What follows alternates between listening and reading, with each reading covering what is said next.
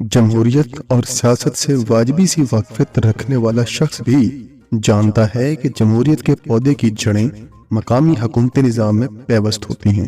کوئی بھی سیاسی نظام ہو، خلا میں تو وجود میں نہیں آتا۔ عملی طور پر اس کی ابتدا اور انتہا مقامی لوگ ہی ہوتے ہیں۔ ہزاروں برسوں سے قدیم مملکتوں میں حکومتیں شہری ہوا کرتی تھیں۔ یونان، جو آج بھی ایک چھوٹا سا ملک ہے، اس میں کئی شہری ریاستیں تھیں۔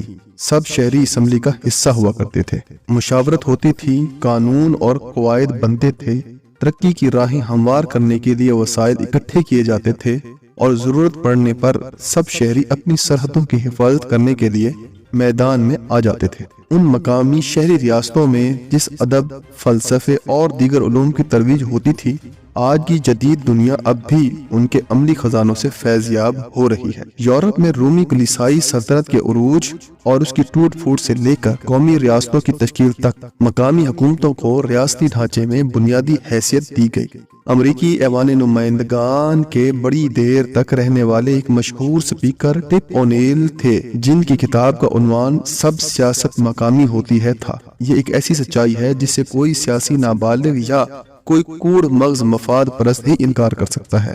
مقامی حکومتیں ہی لوگوں کے قریب ہوتی ہیں، ان کے مسائل سے باخبر رہتے ہوئے مقامی وسائل سے سہولتیں فراہم کرتی ہیں۔ ان میں سکول، پارک، سڑکیں، تفریحی مقامات کی دیکھ بھال، کتب خانے، مقامی طور پر پبلک ٹرانسپورٹ کا انتظام، کوڑا کرکٹ کا ٹھکانے لگانا اور مقامی تاریخی ورثے کی حفاظت بھی شامل ہے۔ امریکہ اور برطانیہ میں ان کا دائرہ کار بہت وسیع ہے، جس میں عدالتی نظام، پولیس، فائر بریگیڈ، مکانات کی تعمیر کی منظوری اور ماحولیات کا انتظام بھی شامل ہے۔ ہر مقامی حکومت اپنی کمیونٹی، شہر یا قصبے کے لیے خود قانون سازی کرتی ہے۔ وہاں تو سکولوں کے بورڈز، اساتذہ کی بھرتی اور تعلیم کا معیار قائم رکھنے کی ذمہ داری بھی مقامی حکومتوں کی ہوتی ہے۔ عجیب بات یہ ہے کہ ہمارے حکمران طبقات مغرب میں صرف سیر و سیاحت کے لیے جاتے ہیں، بلکہ کچھ تو وہاں مستقل طور پر رہائش بھی رکھتے ہیں۔ انہیں سب پتہ ہے کہ برطانیہ میں مقامی حکومتیں کس طرح کام کرتی ہیں اور ان کا مغربی جمہوریت میں کیا مقام ہے۔ آپ ذرا یورپ اور امریکہ کے بڑے شہروں جیسا کہ نیو یارک، لندن اور پیرس کے میئرز اور وہاں کی شہری حکومتوں کو دیکھیں تو حیران رہ جائیں گے کہ لاہور میں جو کام وزیر اعلیٰ صاحب نے اپنے ذمے لیے ہوئے ہیں، وہ دراصل شہر کے میئر کے کرنے کے ہوتے ہیں۔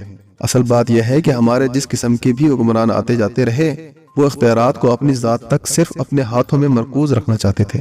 اختیارات کی تقسیم انہیں اس لیے گوارا نہیں کہ نچلی سطح پر مقامی حکومت عوام کے قریب ہو جائے گی۔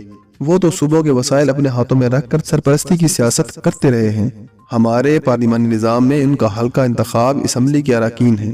وہ نہیں چاہتے کہ مقامی حکومتیں قائم ہوں، ان کے پاس وسائل ہوں اور وہ عوام کے ساتھ رابطے میں رہیں۔ جب بھی ایسا ہوا ہے یا آئندہ وہ کبھی ہوگا تو ترقیاتی فنڈ صرف مقامی حکومتوں کو ملیں گے، اور پھر وہاں سے جو قیادت ابھرے گی، اگرچہ وہ بھی ہم نے دیکھا ہے کہ حکمران سیاسی گھرانوں سے ہی آتے ہیں، تو اراکین اسمبلی کی مقامی طور پر اہمیت کم ہونا فطری بات ہے۔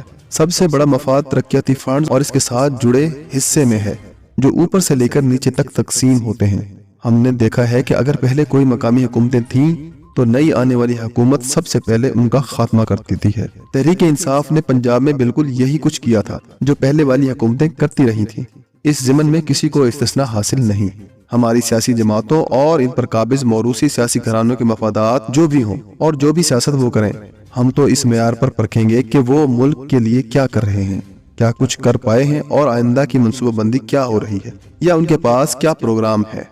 اس لحاظ سے اگر تمام سیاسی جماعتوں کے منشور کو دیکھیں تو سب مقامی حکومتوں کے قیام کو اپنی ترجیحات میں شامل کرتی ہیں، مگر جب اقتدار ہاتھ میں آتا ہے تو عملی طور پر کچھ بھی نہیں کرتے۔ اس ملک میں جمہوریت اور ترقی پسند دانشور ہمیشہ مقامی حکومتوں کے حق میں لکھتے اور بولتے رہے ہیں۔ دانشمند حلقے جانتے ہیں کہ ہماری جمہوریت کی راہ میں حائل اصل رکاوٹ کیا ہے۔ اس سلسلے میں جو کام سلمان عابد صاحب نے علمی اور عملی میدان میں کیا ہے، اس کی مثال ملنا مشکل ہے۔ عملی طور پر وہ کئی دہائیوں سے ملک کے کونے کونے میں مجالس، مشاورت، سماجی تنظیموں کی مقامی حکومتوں کے قیام کے حوالے سے تربیتی سیمینار اور مکالموں کا اہتمام کرتے رہے ہیں۔ اس درویش کو بھی ان میں سے کچھ مشاورتی اجلاس میں شرکت کا موقع ملا۔ اس کے ساتھ نہ جانے کتنے مضامین اخباری کالموں کی صورت مقامی حکومتوں کی اہمیت پر لکھے ہیں۔